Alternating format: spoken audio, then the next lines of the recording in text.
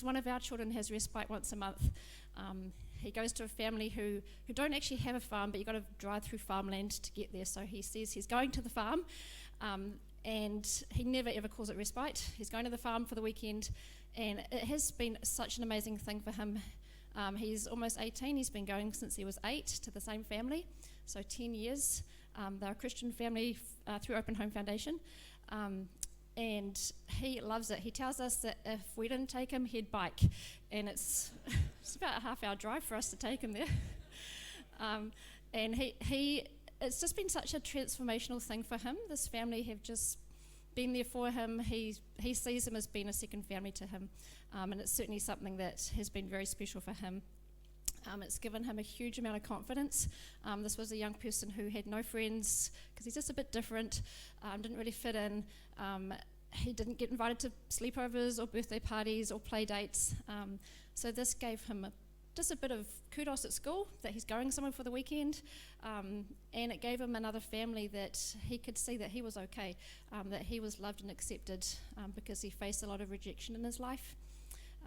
And I know that for us and for when he was with his mum before he came to live with us, it's been great to have that break. He's almost 18. He now arranges his own respite because we're helping him gain confidence and independence. So he phones and he sets up the dates, and we just get texts confirming that it's all sorted. So just that confidence in being able to do stuff. I'll just talk a little bit. We've done respite care for many years. We now do longer term foster care, which is a little bit different. But just the impact fostering has had on our family and on the kids we care for. One of the children that we were caring for was never always afraid to go upstairs. We've got a 2-story house, to use the bathroom upstairs. Just wouldn't go upstairs on his own, and we never knew why. And then he started going upstairs on his own, and he told us that, and that this is a child that didn't come from a Christian family. He's like, well, I was thinking about Donald Trump and that he's a VIP and he's got all these bodyguards. And then I was thinking about God and how I'm a VIP and God loves me.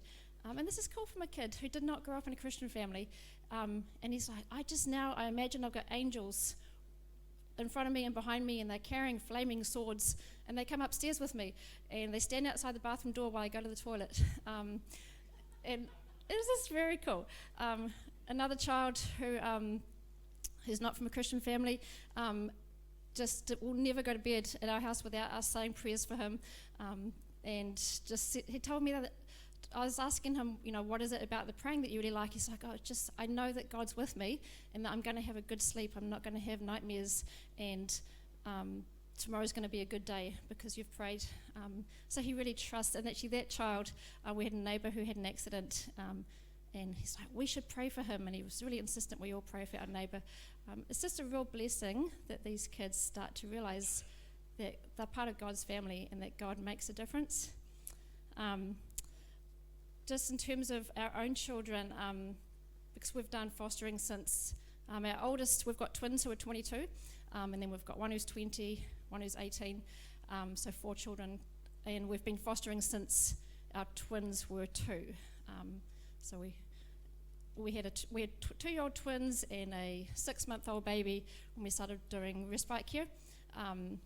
And then we had another one come along. So it's just been what their life has been like.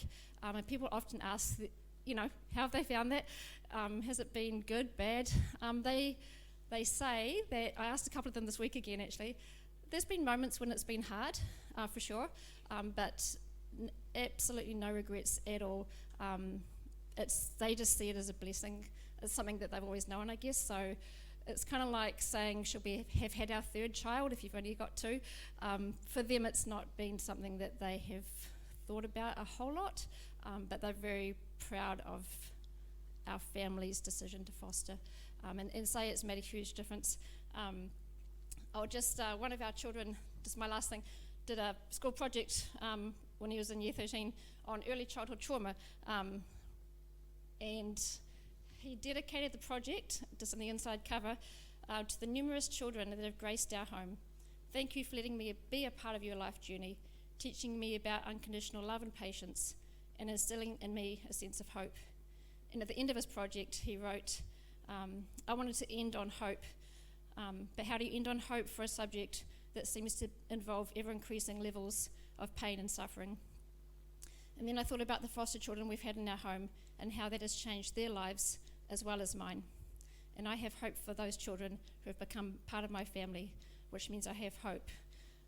And I just, it's a real blessing to me that our 18-year-old son at the time understood that you can have hope in difficult situations, and that we can be part of that journey of hope.